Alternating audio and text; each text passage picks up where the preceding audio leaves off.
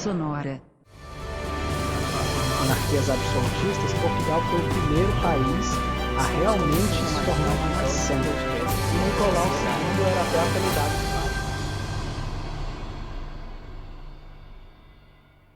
Bom dia, boa tarde, boa noite. E se você sofre de insônia, boa sorte. Está começando mais um episódio do podcast História e Sociedade.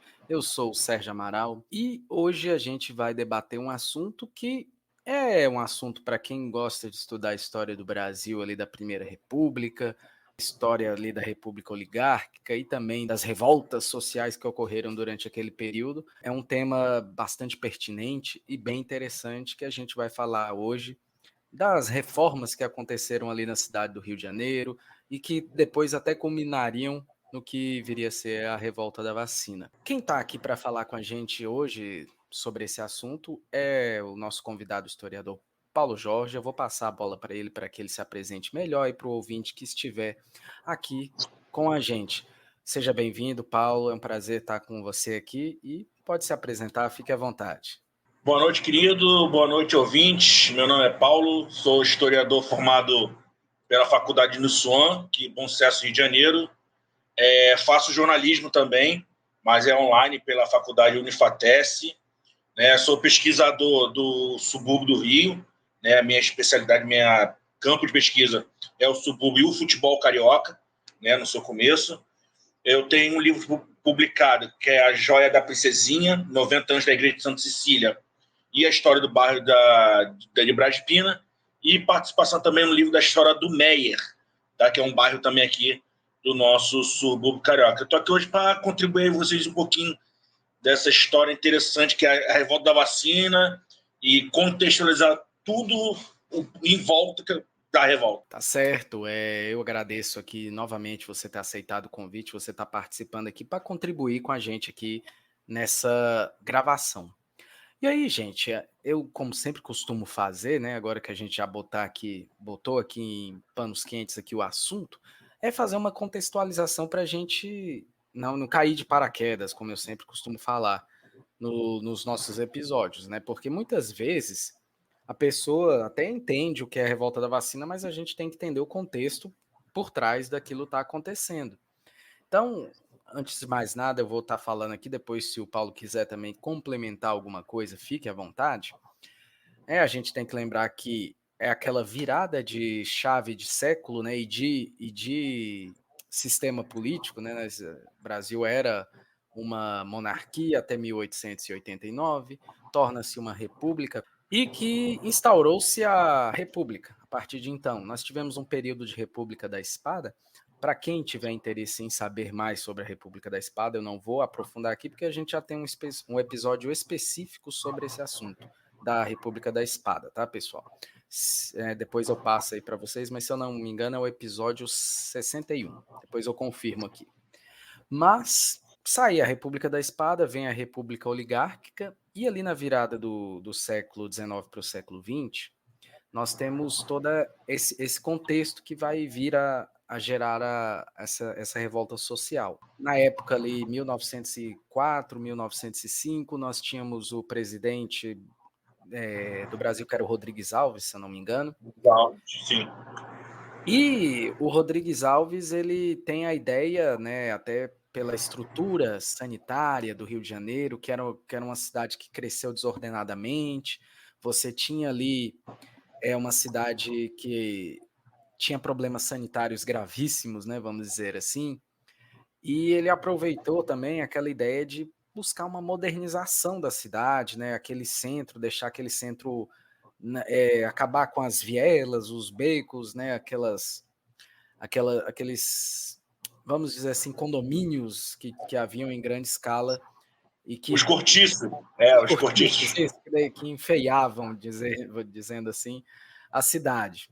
E aí vai ter também, além de, claro, né, você modernizar a cidade, você tentar buscar combater esses problemas sanitários, porque tinha uma proliferação muito grande de epidemias, de doenças, né, no Rio de Janeiro. E aí tem também entra a figura do Oswaldo Cruz, né, que a gente vai falar também dele muito aqui, e que também tem um episódio só dedicado ao Oswaldo Cruz aqui no podcast. Mas bem, Além do que dessa pequena introdução bem básica que eu passei aqui, tem mais alguma coisa que a gente pode ir colocando aí para contextualizar para o nosso ouvinte, Paulo? Sim, sim. Você citou duas pessoas de suma importância para esse movimento de modernização do Rio de Janeiro e da revolta da vacina. Faltou uma pessoa só que eu considero como elo entre os dois, que foi o Pereira Passos, que era o nosso prefeito na época. Ele que seria esse elo entre o Rodrigues Alves e o Oswaldo Cruz, que eu vou explicar mais para frente no podcast. Mas nós ouvintes temos que entender o seguinte: a cidade do Rio de Janeiro, desde a sua fundação até essas obras, ela era uma cidade muito suja, né? O Rio de Janeiro sempre foi considerado uma cidade muito suja. Você tem diversas fontes que estrangeiros vinham para cá e relatavam a sujeira que era a cidade, escravizados, largados pelas ruas, né, que infelizmente a gente conviveu muito com isso na cidade do sul de Rio de Janeiro, onde os escravizados, muitos ficavam na rua para vender coisas, às vezes até para se prostituir também, ambulante, tudo que é tipo, e até mendigos, que naquela época já existiam, eles estavam espalhados no meio desse lixo. E a cidade era muito suja. Para vocês terem uma ideia, na época do governo do Lavradio, era muito de costume a gente ter um escravo chamado escravo-tigre. O que era esse escravo-tigre? Eram escravos responsáveis por tirar os dejetos das casas das pessoas no centro da cidade. E por que ele é chamado de tigre? Porque ele ficava com um galão na cabeça e os dejetos desciam pelo corpo dele fazendo listras. Então formava-se a aparência de um tigre, por isso que ele é chamado de escravos tigres. E só que o povo carioca, até hoje, mas melhorou muito, mas o povo carioca é um povo muito sujo. É um povo que nunca ligou muito para a higienização das ruas, principalmente. Então teve certa vez que até o nosso querido historiador Milton Pereira, da Rádio Bandidida, ele conta que o Lavradio tomou uma baldada de fezes, porque uma senhora jogou as fezes pela janela, e o Lavradio estava passando na hora, e tomou essa baldada aí, que aí ele fez uma lei que era proibido, isso em 1700 alguma coisa, jogar lixo nas ruas. Então, nada como você mesmo sofrer, né? Você mesmo, o político da vez, e sofrer na pele para você resolver tomar alguma atitude nesse tipo de caso, né? Sim, sim, e era muito comum até perto onde hoje está o Palácio Tiradentes, que era a sede da Câmara de Vereadores, que hoje em dia é dos deputados. Ali tinha a cadeia velha, ali também, aonde estava a nobreza, estava a sujeira. A cidade era muito suja. Você tinha um serviço de limpeza, mas não era tão eficiente para o número da população. Até porque a população também não se... como a população dessa época do Rio de Janeiro, ali mais ou menos no período pós-independência, 1830, 1840, você ainda tinha muita presença dos europeus, né? Apesar que a mistura já estava acontecendo. E a cultura europeia não era a mesma cultura dos índios, né? Os índios que têm aquele costume de tomar banho todos os dias, de se manterem limpos, e a gente ainda não estava ainda muito nesse ritmo. Então, e se você não tinha um autocuidado, imagine cuidar das ruas. Então, você tem vários problemas nessa época. Você tem diversas epidemias, tá? Para vocês terem uma ideia, eu fiz um levantamento. Entre 1850 e 1851, houve uma epidemia de febre amarela, em que a população do Rio de Janeiro era 270 mil, 90 mil ficaram doentes e 4 mil mortes, tá? Em 1873, 3.659 pessoas morreram de febre amarela. 1876, mais 3.476 morreram de febre amarela. E no finalzinho do governo do imperial, no começo da República, nós tivemos um surto de vários tipos de doença, onde 11 mil pessoas morreram. E estava presente a febre amarela, a malária, a varíola e a tuberculose. Todas essas doenças ligadas diretamente à sujeira da cidade. Por quê? O Rio de Janeiro, para quem não é do Rio, ele é imprensado entre uma cadeia de montanhas e o mar. Então, a cidade ela cresceu de forma mal distribuída, sem saneamento e não planejada. A cidade, literalmente, foi uma bagunça completa, como é nos dias de hoje. Então, você não tinha espaço suficiente para jogar o seu lixo, jogar os seus dejetos. Então, a primeira coisa que a gente fez foi o quê? Jogar no mar. Para vocês terem uma ideia como isso foi tão prejudicial, existe um local chamado Chafariz do Valentim, do Mestre Valentim. Ele ficava onde hoje é a Praça 15, Praça das Barcas, ali, bem próximo. Ele foi aterrado só com dejetos humanos, para você ter uma ideia de como era mal despejado o nosso esgoto. Era tanta coisa jogada ali, de tanta produção literalmente não só de humanos, mas de animais e os maus tratos, que o chafariz que ficava a 5 metros da água, chegou um momento que ficou a 20 metros, porque justamente de tanto aterramento por dejetos humanos. Então, além da cidade ter um histórico de sujeira, né, do seu povo não ser um povo, vamos dizer assim, nessa época, muito caprichado com a limpeza pública, você teve também todo o contexto por trás de onde a gente chegar onde quer chegar. Como você fez a observação bem, o golpe republicano, né, que você dorme com a monarquia e acorda com a república, como diz um livro do historiador, que eu esqueci o nome agora, o povo acordou bestializado, porque ninguém entendeu nada. Você dorme com o rei e acorda com um presidente provisório. Você tinha quando a República deu o golpe, a República começou a combater os monarquistas. Então você tem uma série de pessoas sendo expulsas de suas casas. Nesse contexto, já tinha que passar mais ou menos 10 anos da abolição da escravidão, mas o grande, talvez, erro da monarquia em ter libertado os escravos é não ter feito um plano para que eles fossem inseridos dentro da nossa sociedade. Pois bem, a princesa Isabel libertou, ok, né, fez a Lei Áurea, mas não houve um plano governamental para que esses ex-escravizados pudessem ter um pedaço de terra como indenização por tudo que eles sofreram. Não, simplesmente eles foram jogados nas ruas. E isso aconteceu porque tem relatos de jornais da época que, como você aboliu a escravidão, você não podia mais ficar com o cara. Ou você pagaria, pagava o salário, alguma coisa para o cara ficar, ou simplesmente era jogado nas ruas. E foi isso que aconteceu. E nesse exato momento você começa a ter o início do projeto de favelização, né? Que, primeiramente, os negros partem para as praias, eles ficam em regiões de praia, porque não era de costume a alta sociedade carioca, o próprio povo carioca, frequentar a praia, e eles foram colocados lá. Só que durante o dia eles precisavam trabalhar, precisavam sobreviver. Como o Sérgio Buarque de Holanda fala, eles foram atrás dos subempregos, né? Jornaleiro, prostituição, vendedor, camelô. Só que eles não tinham onde dormir. Se os caras não tinham onde dormir, aonde eles iam fazer as suas necessidades? Nas ruas do Rio de Janeiro.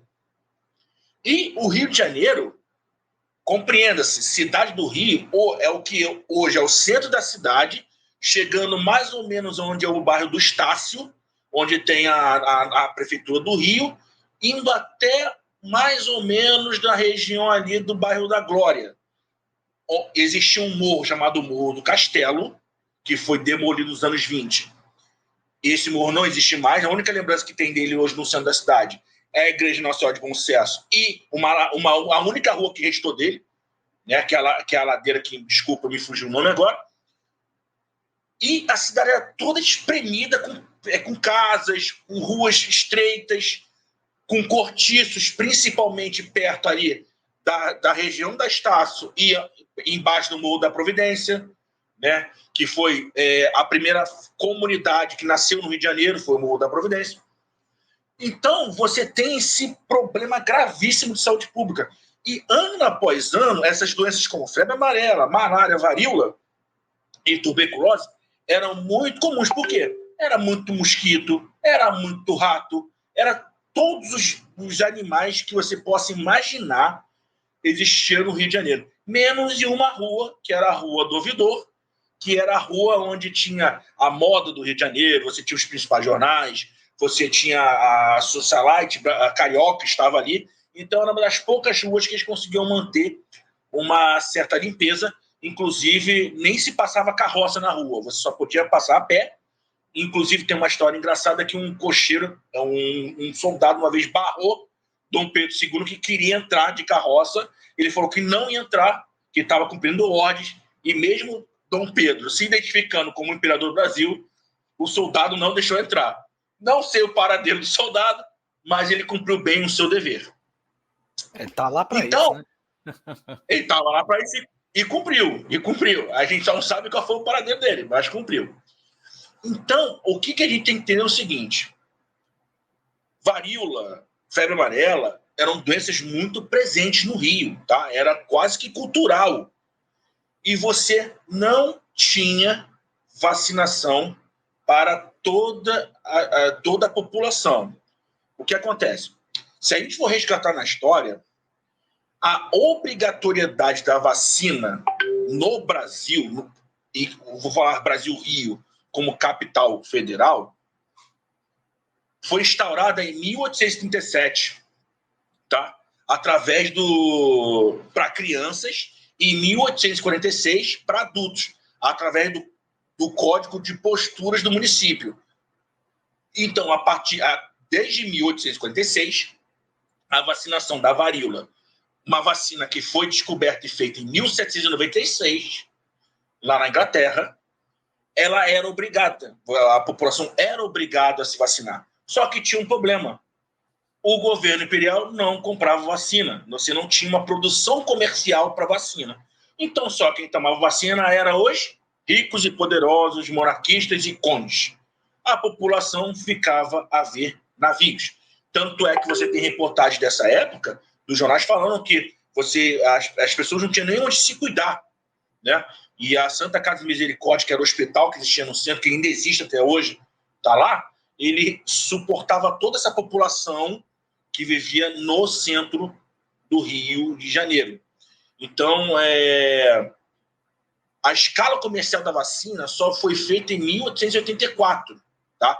Que aí o governo imperial começou a fazer um investimento para se vacinar. Só que a gente cai num outro problema. Talvez a palavra certa não seja a ignorância do povo, mas não houve instrução do governo imperial para que as pessoas tomassem vacina.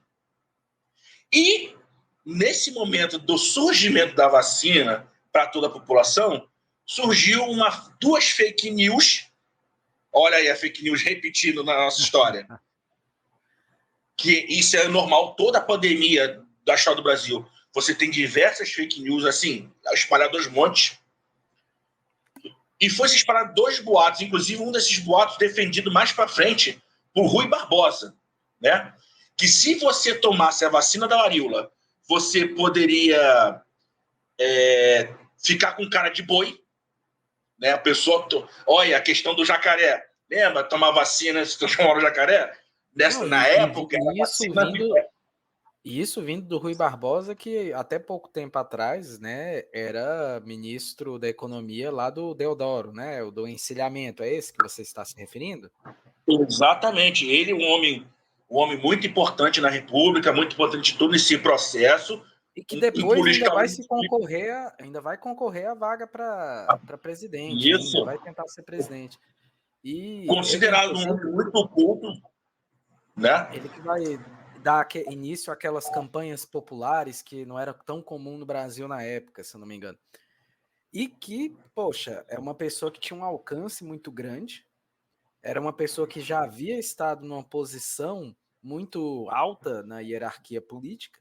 E aí, quando uma pessoa numa posição dessa, ainda mais naquela época que nós não tínhamos acesso a tão fáceis meios de pesquisa como nós temos hoje, a pessoa vai lá e pá, vai falar, tu vai ficar com cara de boi se tomar vacina. Quem falou isso? Ah, foi o Rui Barbosa. Ah, não, peraí. Se o Rui Barbosa falou, então tinha isso. A gente acredita. A gente acredita. Sim, sim. E o melhor de tudo é que o Rui Barbosa escrevia isso nos jornais da época. Ele fazia colunas, ele dava... e essas colunas chegavam apenas para a elite que tinha... Ele já sabia ler e escrever. E como chegava isso no povo? O Rui Barbosa era um cara bem popular, né? Apesar do seu status político, ele era um cara que estava ali no meio do povo, ele tinha contato com o povo até por questões políticas. Ele fazia vários comícios, vários e subia em palanque para falar mesmo que ele era contra a vacina, e isso ele vai repetir na revolta da vacina, tá? Ele foi um dos caras que indiretamente incentivou até a revolta. E o segundo ponto, além de você tomar a vacina antes da revolta, você ficar com cara de boi, você tinha um outro problema que, na época, a vacina era dada no braço, né? Hoje em dia, já se aboliu isso, as vacinas são dadas no glúteo. E você levantar a manga de uma senhora era um escândalo. Aquilo era inadmissível. Então, muitas das vezes, os maridos, isso vai se repetir na revolta da vacina, em que os agentes de saúde eles apanhavam dos maridos porque eles achavam um abuso e até denúncias de estupro por parte desses agentes de saúde, que na verdade eles só queriam vacinar as pessoas. Mas o ato de levantar a manga de uma mulher, isso em 1889, 1890, era algo escandaloso. Entendeu? Se você for pegar as fotos da época, as mulheres eram cobertas no pé e da cabeça e só tinha um rostinho de fora, e muitas vezes tinha um chapéu. Então, isso era a cultura da época. Então, você imagina só. E isso eu estou falando das mulheres em geral, tanto as ricas como da população. Era inadmissível um homem encostar numa outra mulher, uma mulher que não fosse a esposa dele. Era inadmissível. Então, isso aí vai gerar muita confusão na revolta da vacina. Então, entender o que foi a revolta da vacina é a gente, primeiro, dar essa contextualização do como estava o Brasil na época, pós-golpe militar de 89, golpe civil-militar de 89, né? O Brasil entrando no circuito de querer se modernizar e por onde a modernidade deveria começar, na capital federal. Que, inclusive, nós podemos abrir um debate seguinte.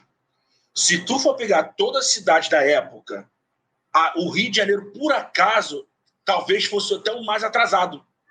Porque se você for analisar a estrutura de Recife, até por herança da conquista holandesa, se você for pegar São Paulo, se você for pegar outras capitais existentes na época, o Rio de Janeiro tomava um baile todas elas, isso mesmo sendo capital federal, né? E capital da monarquia. Outra cidade ainda tinha o fato da expansão do Oeste Paulista, a zona cafeeira, que fez crescer muito ali a região, né?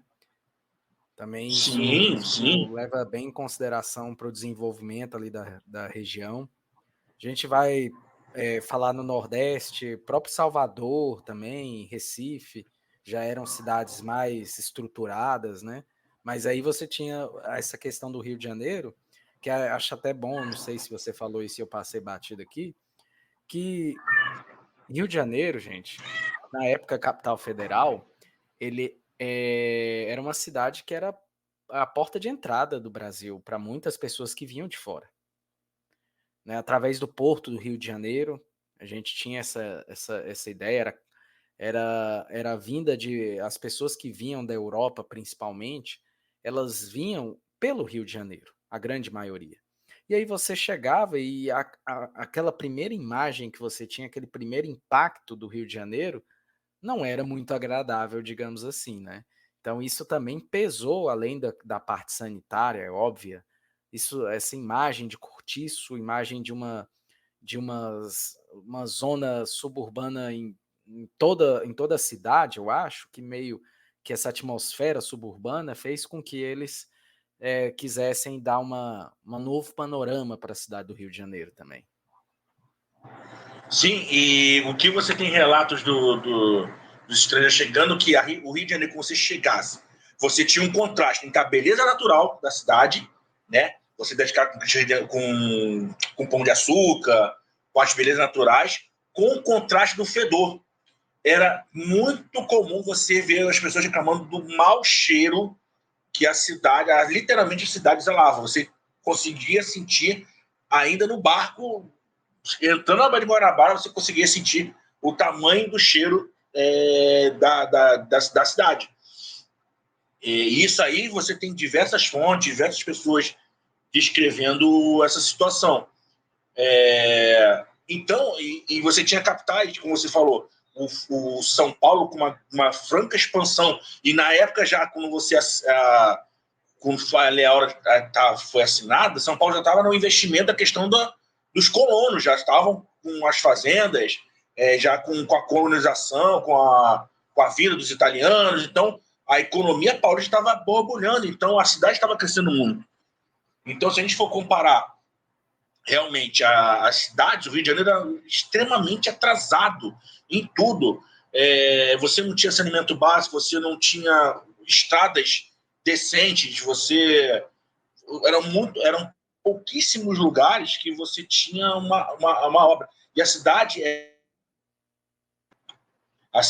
era extremamente atrasada, não só comparando com o Brasil, mas com o resto do mundo.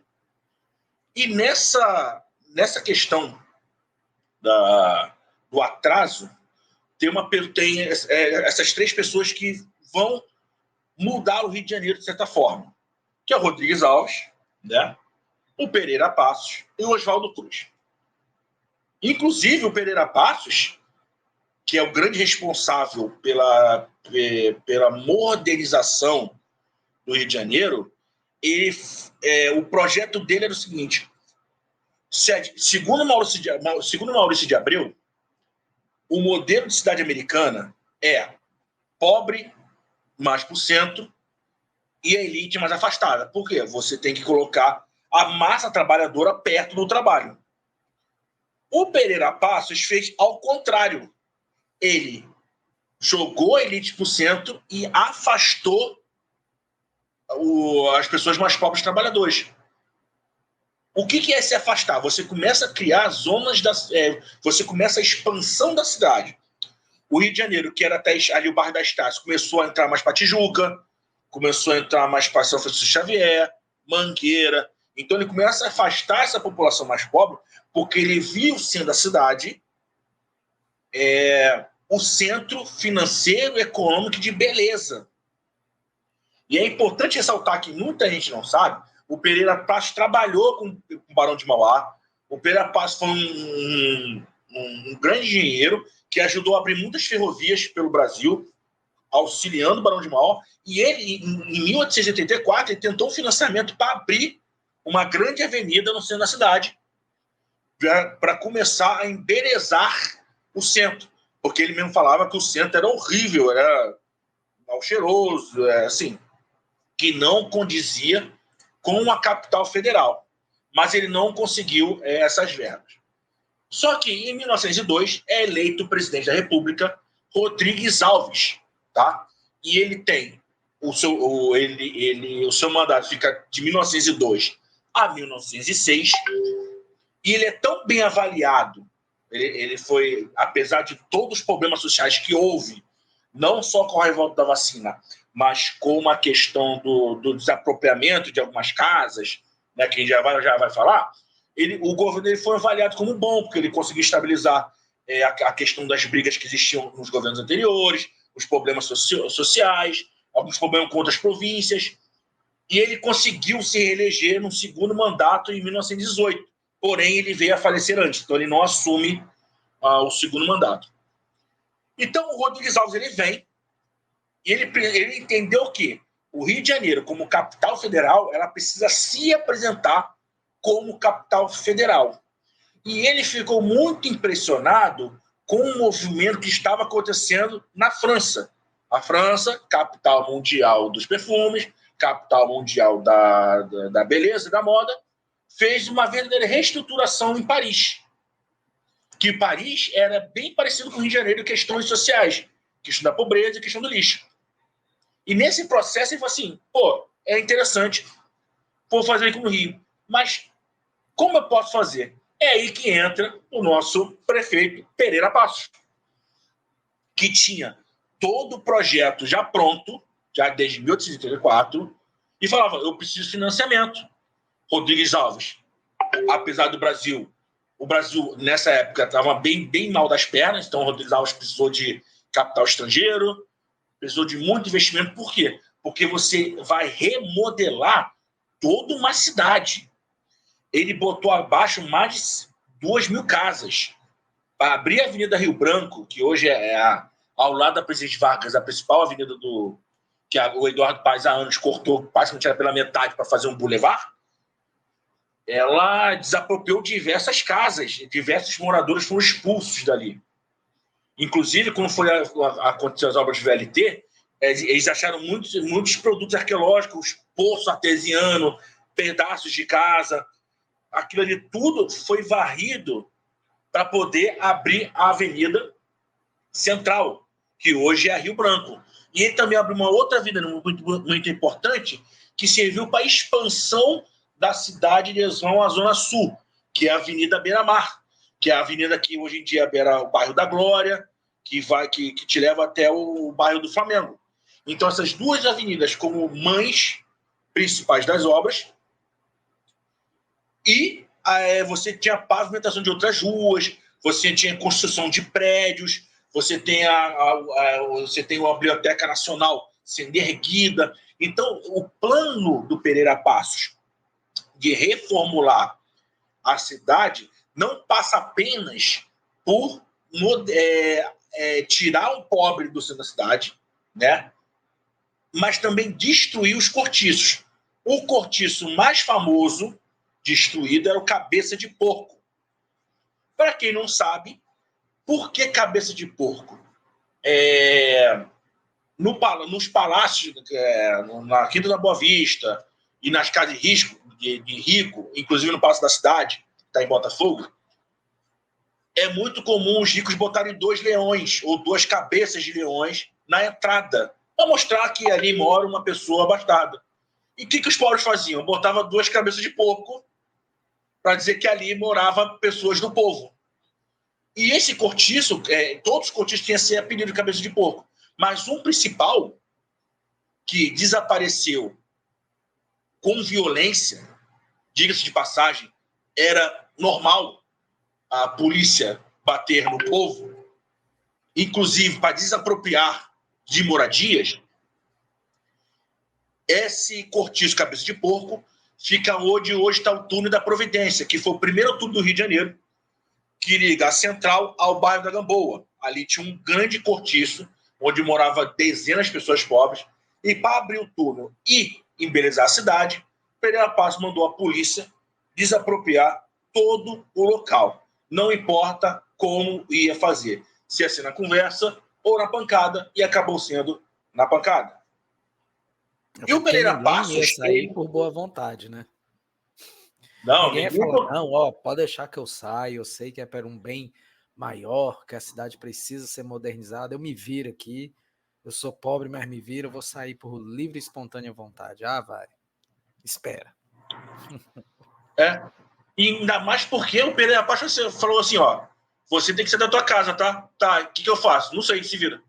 Não teve indenização, você não teve, toma aqui um dinheirinho, compra uma casa ali, vai embora. Não, simplesmente tinha que tirar. Por quê?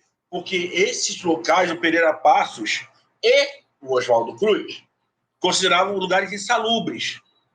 Eram cortiços, sem nenhuma infraestrutura, sem o poder público colocar saneamento básico, água, nada. Eles simplesmente eram um local para as pessoas viverem. Só que, para você embelezar o Rio de Janeiro, você precisa do quê? Tirar a vergonha, né? Aquilo que deixaria a cidade mais feia. O que deixa a cidade feia? É o pobre, é o cara que não tem condições, é o jornaleiro, é o cara que... Então, e era uma forma de, eu vou abrir uma Avenida Central. Tanto que quando a Avenida Central foi aberta, você não podia andar nela sem terno e gravata e vestido de gala. Era terminantemente proibido você andar sem roupas de vestes condizentes com aquele local. Então, o Pereira Passos, ele tem essa vertente de, eu precisava transformar a cidade, mas custou muitas vidas, custou muita destruição de vidas. Por quê? Quando você abre uma avenida gigantesca que é a Rio Branco, a Avenida Beira-Mar e os cortiços, você precisa remover essas pessoas. E essas pessoas foram para onde? Para o Morro da Providência, que já estava sendo ocupado pelos soldados que vieram da Bahia, com a promessa que ali teriam terras para eles ali teriam emprego aqui no Rio de Janeiro. Chegou aqui, não teve emprego, eles ficaram à mercê e começaram a subir o Morro da Providência. Como eu te falei, o Morro da Providência fica mais ou menos na altura ali da Estácio. E era o final da cidade. E como eles precisavam trabalhar e ficar perto de onde tudo acontecia, porque aonde eu moro hoje, que é o subúrbio da Leopoldina, e a Zona Oeste, era tudo zona rural. Né? Mal tinha estrada para chegar aqui, era tudo fazenda de chácaras ainda. Apesar do trem já ter chego em algumas regiões nesse momento. Mas a locomoção para lá era muito complicada. Então, o que eles fizeram? É o possível lugar para morar. Subiu em direção ao Morro da Providência. Então, recapitulando, a gente tem todo o contexto do fim da escravidão, do golpe republicano, do problema do ex-escravizado negro nas ruas sem ter para onde ir e o início da favelização. Com isso, você tem o contexto do Pereira Passos, das reformas do Rio de Janeiro, que ficam concentradas no centro da cidade, entre o centro, Morro do Castelo e Glória, e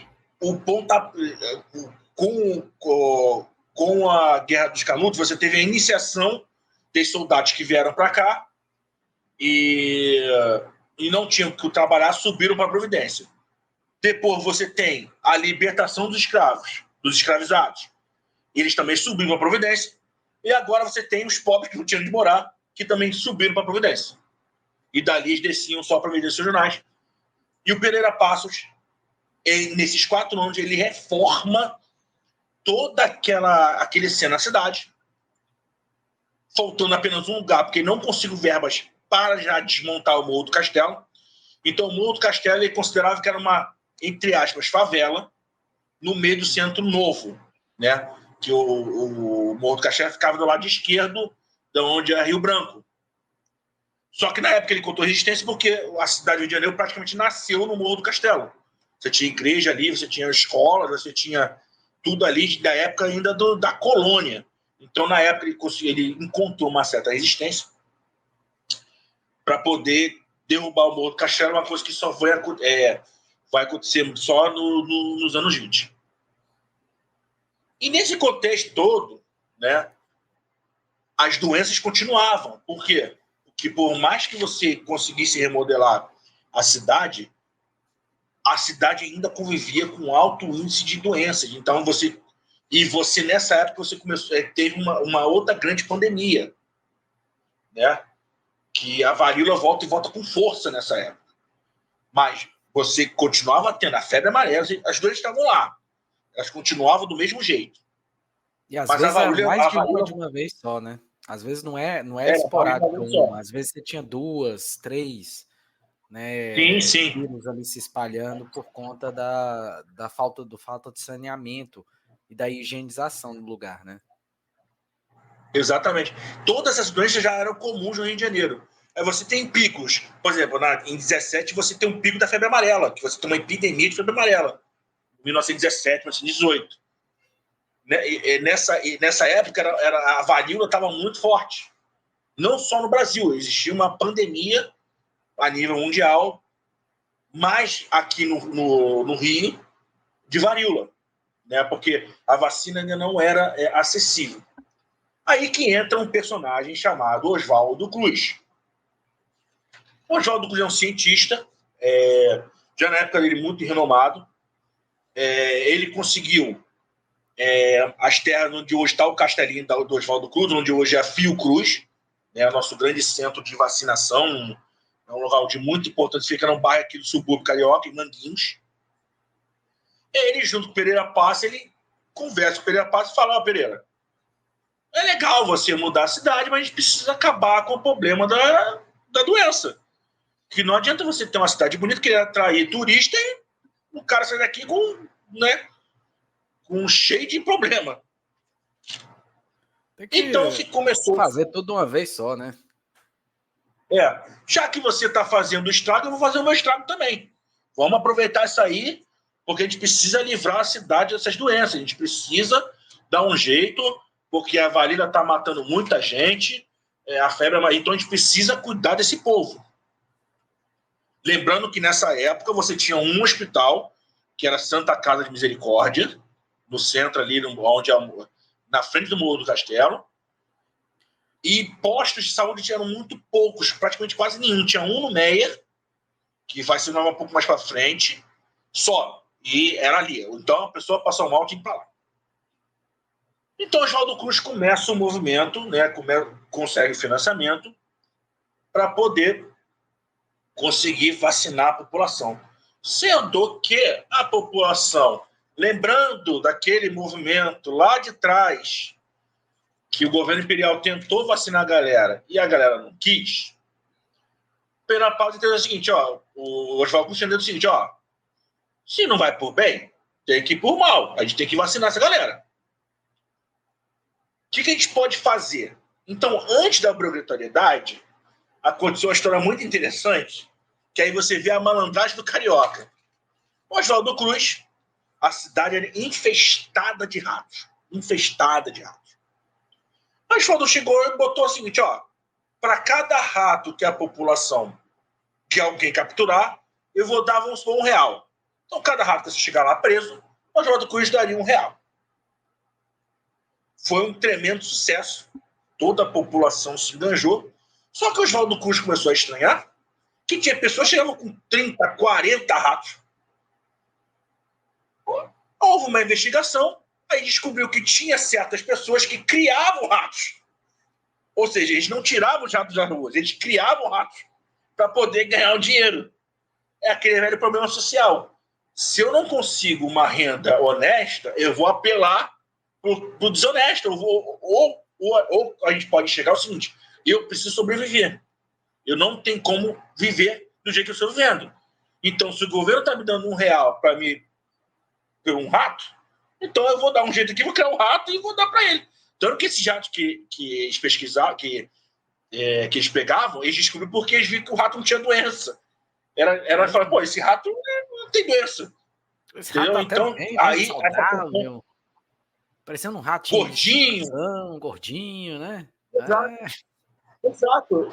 Então, deu um tiro pela culatra. Então, o Oswaldo falou assim, então temos que fazer a vacina ser obrigatória. E aí o Rodrigues Alves falou, vai ser obrigatório. Aí que gera o problema.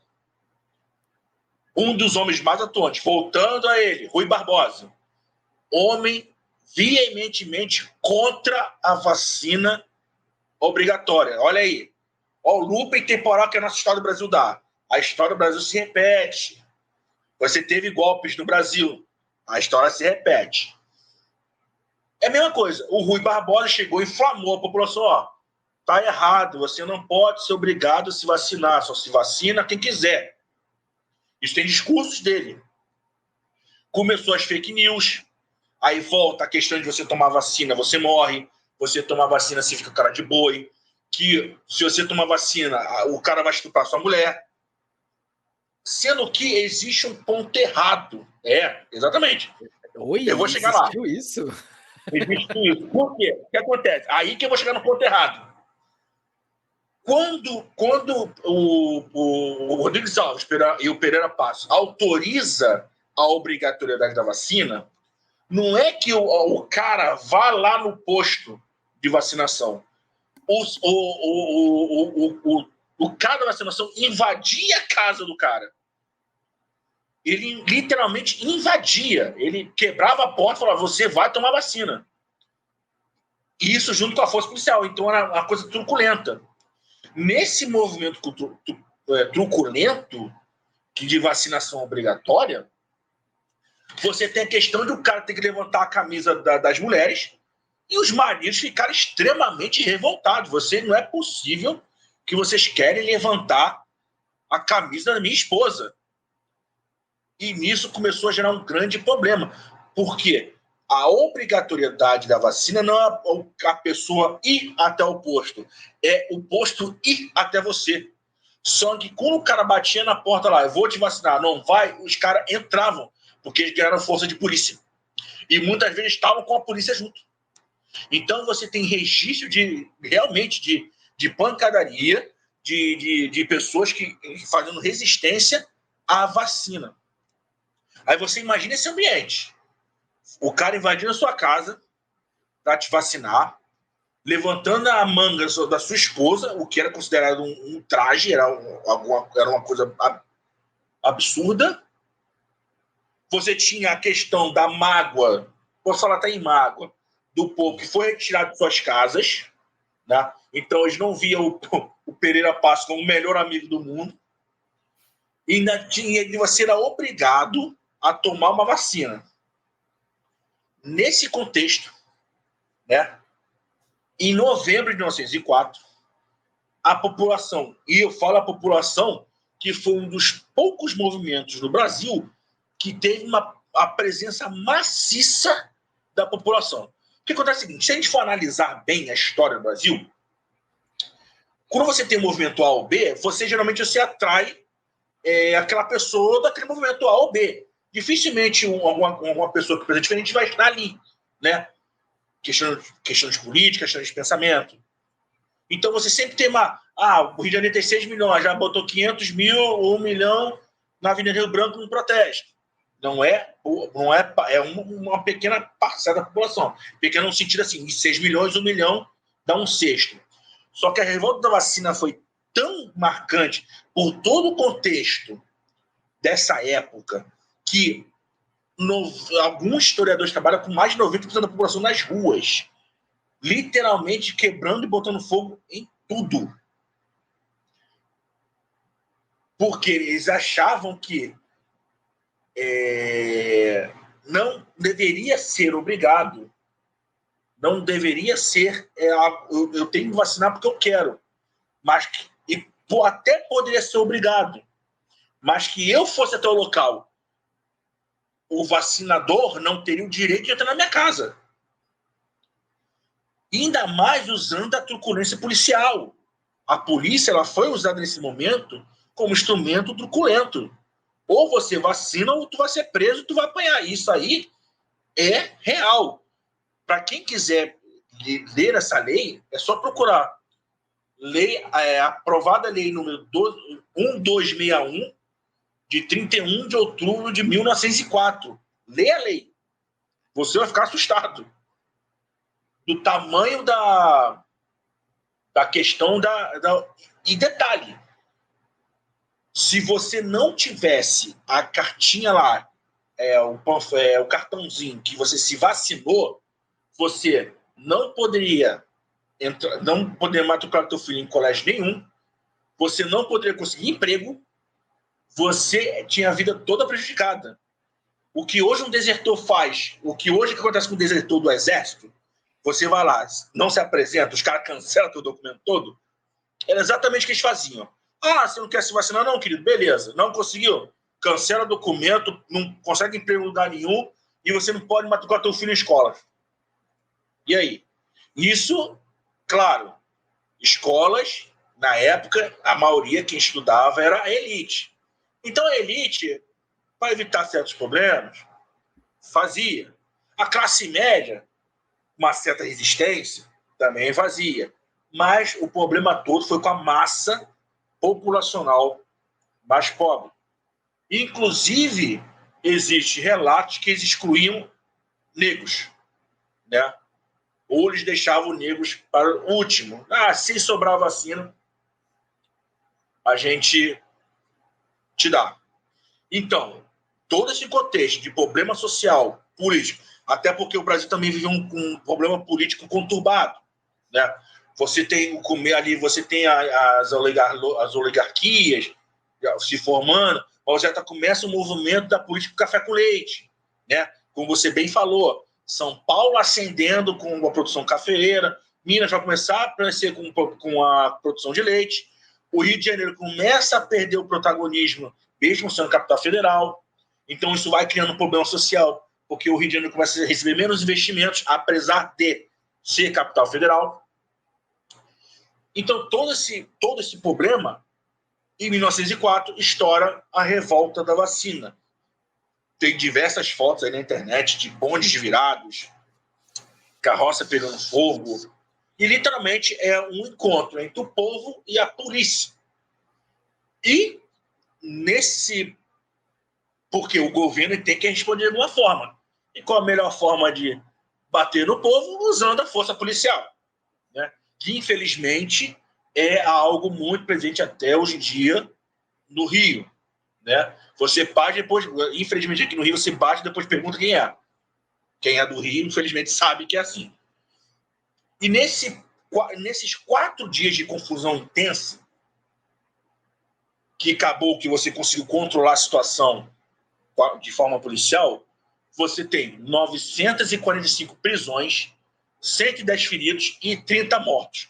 Todos mortos vinculados à população mais pobre. Tá? A polícia conseguiu controlar, né? Mesmo com os discursos inflamados do Rui Barbosa, aos poucos, o Oswaldo Cruz começou a mudar um pouco a abordagem, essa obrigatoriedade caiu, e de uma forma mais educativa, com o passar do tempo, eles conseguiram vacinar a população. Mas o estrago que foi feito por causa dessas campanhas vai se refletir muito mais para frente. Por quê?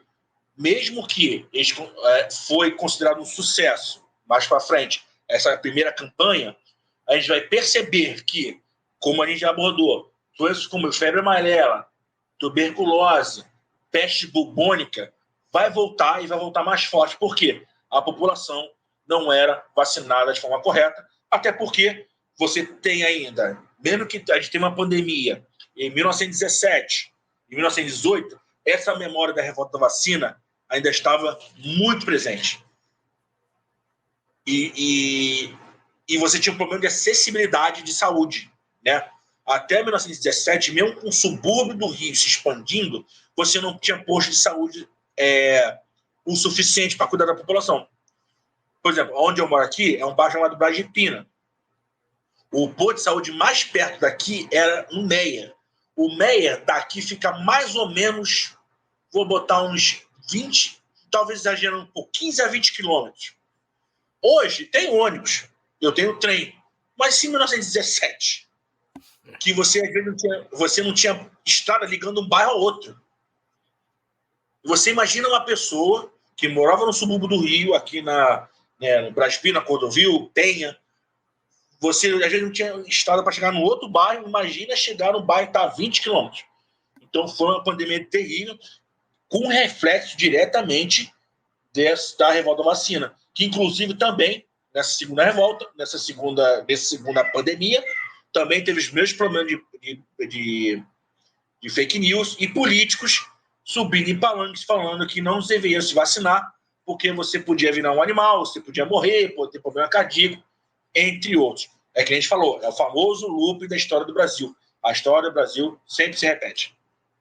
Não, e essa história do looping aí, que sempre se repete, a gente está falando aqui aquele momento da desapropriação dos cortiços, né, que foi ali na época da modernização da cidade. E quantas vezes já não houveram desapropriações no Brasil? Aqui mesmo, se a gente não vai muito longe, a gente dentro da República Oligárquica, nós vamos ali para outras revoltas sociais, o contestado foi também marcado por desapropriações, né? Sim. O Brasil, volta e meia, você tem esse looping de você simplesmente, com autoritarismo, você quer mudar aquilo ali, ó, tira a população e paga indenização ou não, muitas vezes nem pague, você que se vire, a sorte é... Isso aqui é para um bem maior, para um bem do governo. você que se vire. Então isso também é algo recorrente. E claro, né, o fato da população da massa pobre, muitos terem sido desalojados ali mais do centro e terem que ir para outras regiões, e depois você ser vacinado da forma como foi, a pessoa que já estava por aqui, ó, Sim. né, vai ficar mais revoltada ainda.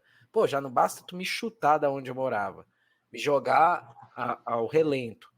Tu ainda quer vir aqui e fazer como bem entender, vacinar, desrespeitar a minha família, minha esposa e toda aquela coisa? É bem Sim, complexo isso. e isso acontece várias vezes, principalmente aqui no Rio. Aqui no Rio, que você tem mais durante a nossa história é desapropriação. Desapropriação de comunidades, desapropriação de favelas, desapropriação de locais para você abrir outras pistas. Outra desapropriação bem famosa foi para a abertura da Presidente Vargas, nos anos 40. Você acabou com várias ruas, acabou com 4 igrejas, expulsou mais de 2 mil pessoas no centro para abrir a Presidente Vargas. Você tem nos anos 50 e 60 a Lagoa Rodrigo de Freitas, que é um lugar de gente rica aqui do Rio de Janeiro, mas tinha uma favela lá, a favela do Pinto. O que eles fizeram? Não, ali é um lugar muito salubre, a gente tem que tirar eles dali. Porque a favela do Pinto estava encravada no coração da classe média alta do Rio, então aquilo aí enfeiava o local, então tiraram eles dali. Outras comunidades também desapareceram. Aí o que eles fizeram? Em vez de fazer um plano, eles fizeram um plano de moradia. Show! O governo jogou os caras a 60, 70 quilômetros da onde eles moravam. Entendeu? Então, a questão o plano da Cidade de Deus também, né? O plano da cidade, exatamente.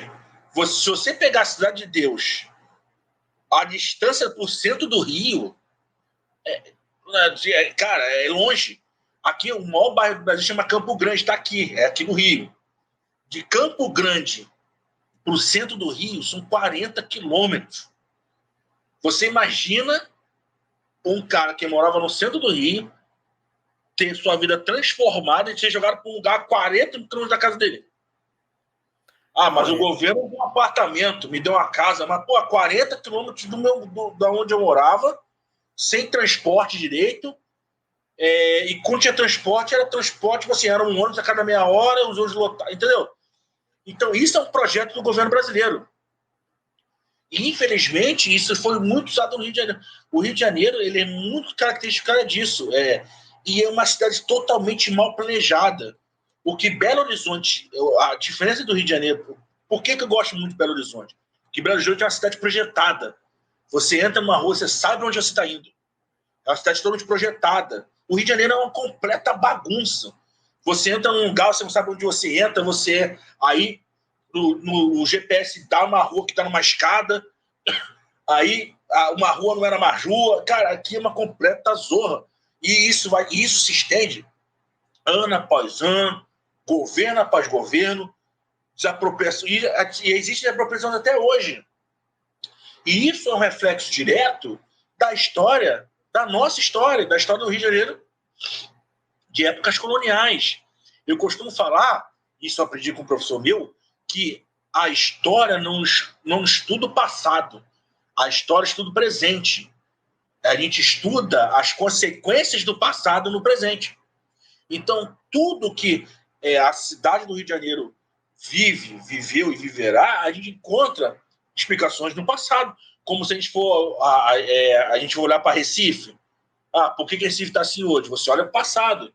Se você for comparar Recife com o Rio de Janeiro, Recife é muito mais organizado como cidade, como estrutura de cidade. Propriamente São Paulo, que é uma cidade gigantesca. O Rio de Janeiro tem... o São Paulo tem 4 vezes trens do que o Rio. Lá São Paulo tem trem para tudo que é lado. Aqui você não tem trem para tudo que é lado. Você tem trens, mas as linhas são poucas. E muitas vezes passa em meio de comunidade, tem problema de tiros. E é um reflexo direto desse problema da favelização. E que as pessoas não entendem é que você simplesmente ser tirado do local que você mora e sem te dar condições, você precisa sobreviver. E qual foi a forma de sobrevivência? vamos subir para o morro. É o único lugar em que eu posso ter um pouco de paz. Então você começa a montar seus barracos, ali você faz moradias precárias, com problemas de doença, mas é só moradia. Porque o que as pessoas precisam entender é que o governo, tanto imperial como republicano, eles não deram nenhuma ajuda nem para os ex-escravizados, né, que foram libertos, e nem para esses pobres que eles tiraram de suas casas. Então, você entender o que é uma comunidade hoje, você tem que olhar para esse problema. Você tem que olhar para esse processo todo. A questão da pandemia que houve no Covid-19 e a questão da fake news, você olha para outras pandemias no Brasil, a mesma história se repete. É questão de vacinar para quê? Passar 30, 40 anos, ocorreu uma outra, vai vir de novo à tona. Pode anotar. Só que agora é mais fácil porque as redes sociais amplificam, né, a questão da fake news, a questão da mentira, que prejudica o povo. E você vai ter políticos que vão falar que é contra a vacina, que a vacina vai te transformar em A ou B. Isso aí é uma coisa que está presente na nossa história. Então, se você quer entender, meu caro ouvinte, um pouco da história da tua cidade, olha para o passado dela. Olha para a época da colônia, para a época do Império e para a época da República. Né?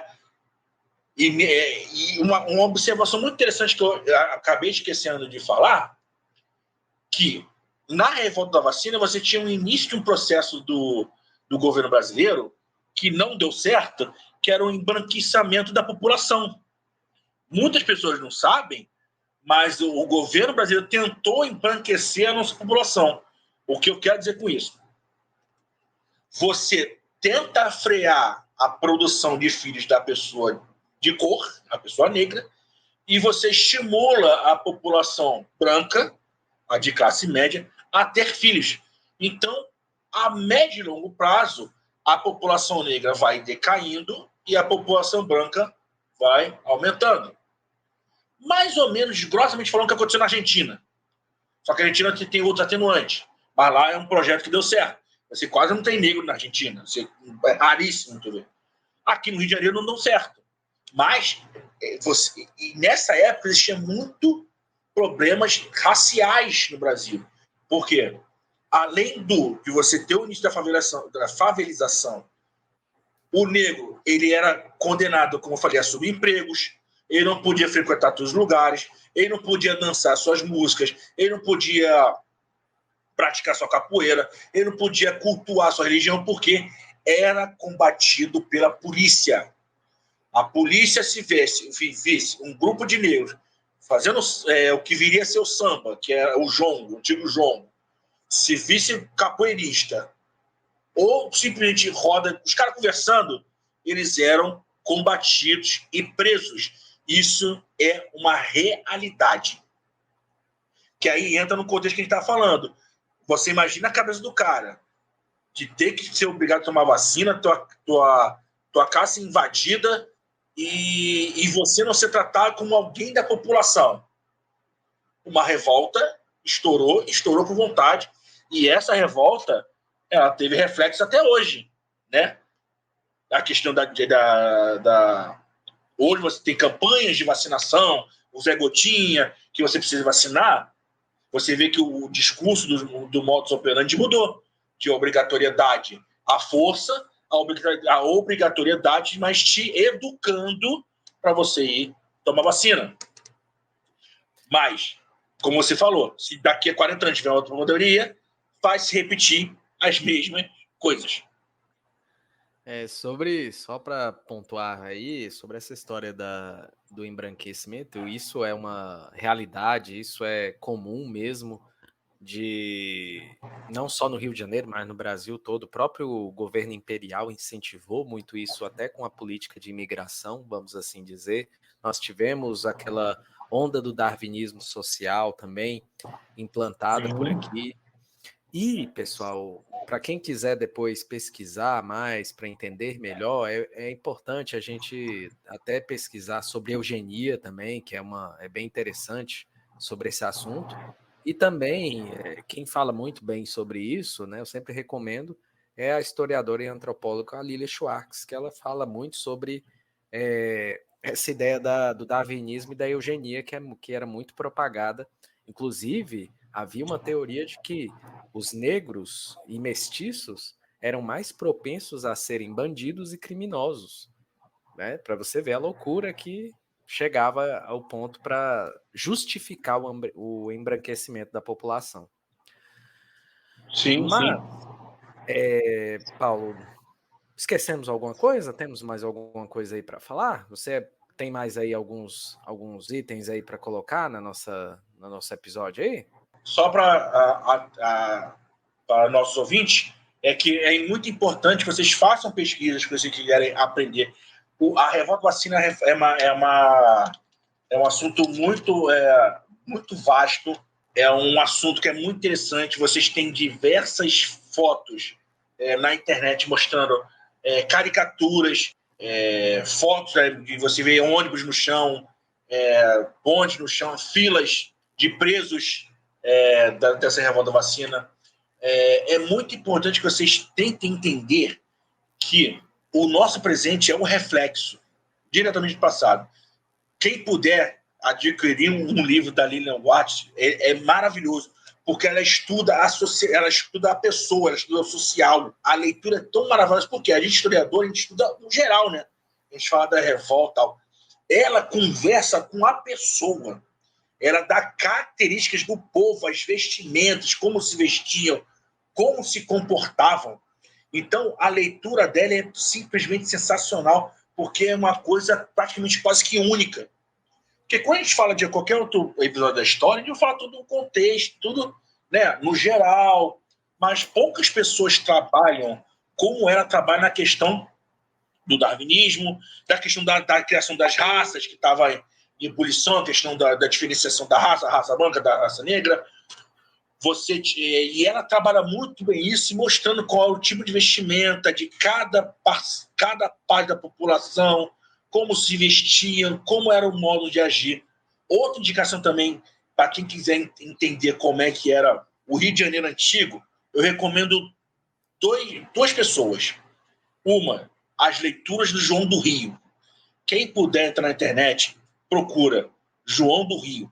Ele descreve em detalhes como era a vida na sociedade do carioca no começo do século. E as fotos que tem do Rio Antigo, tá?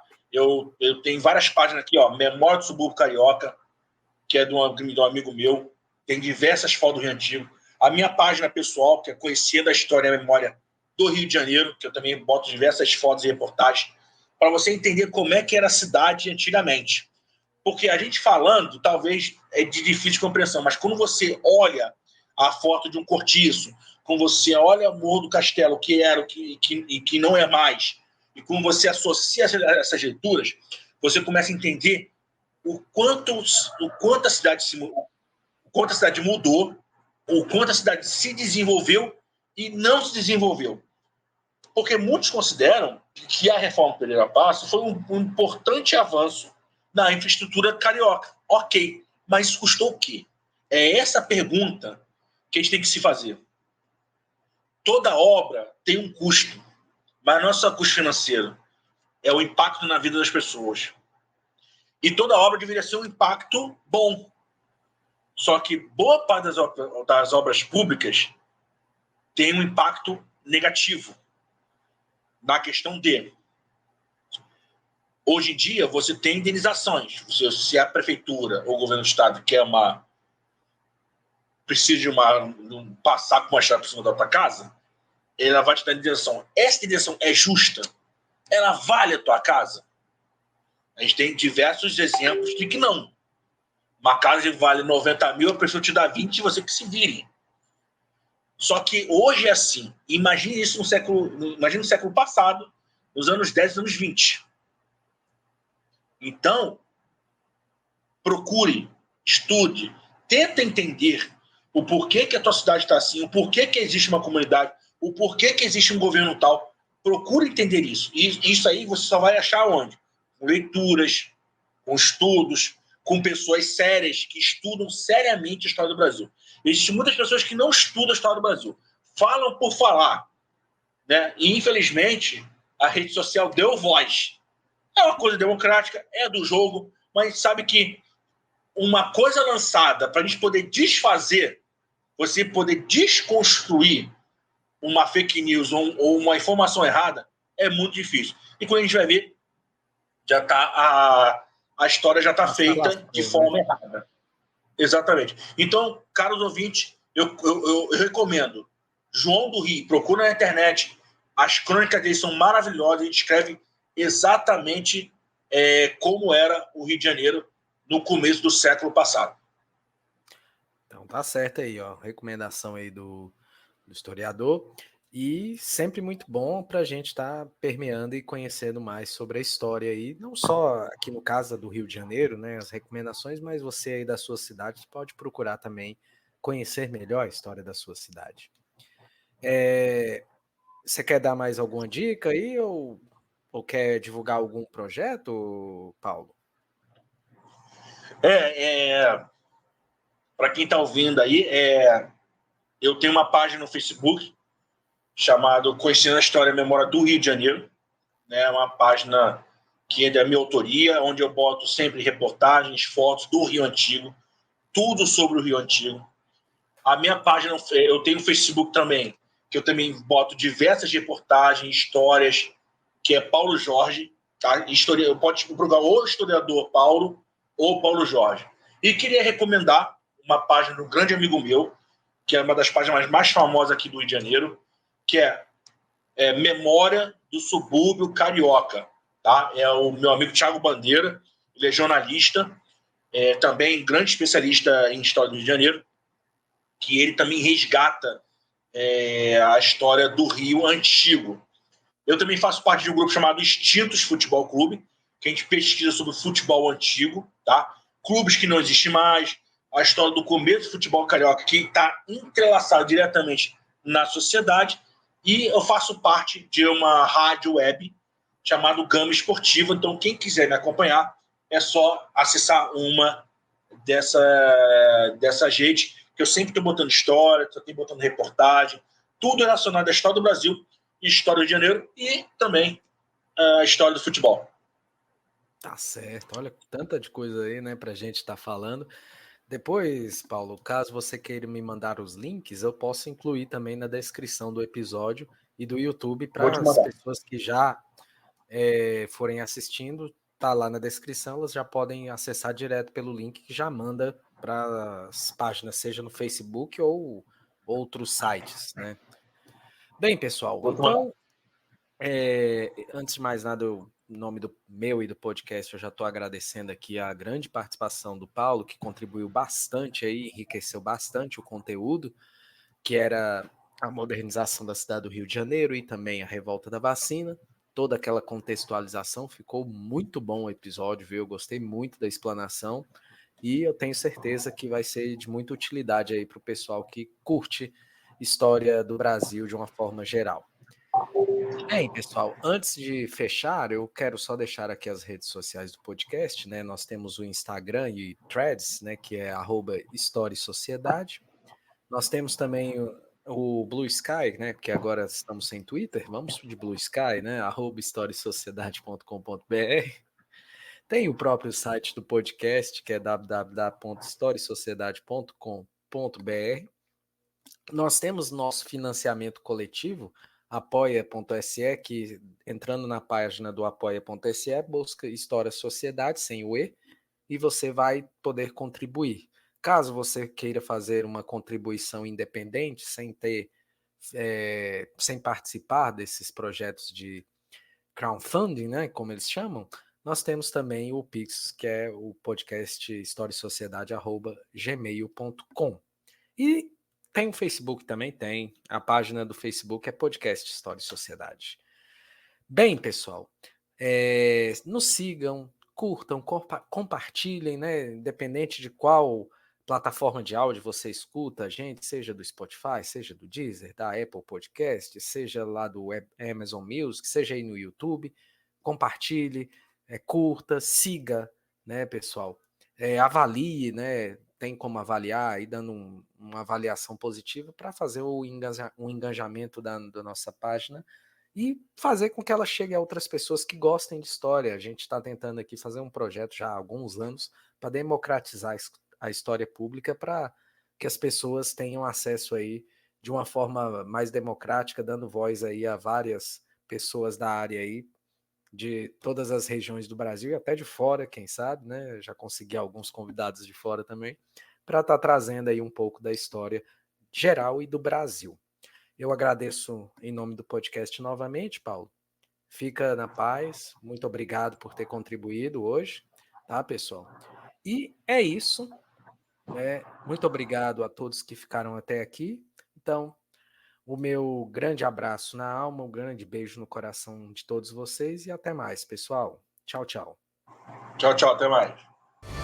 O podcast História e Sociedade é produzido e editado por Sérgio Amaral e Vinícius Orix. Você nos encontra nas mais diversas plataformas de streaming de podcasts. Nos vemos na próxima, pessoal. Tchau, tchau.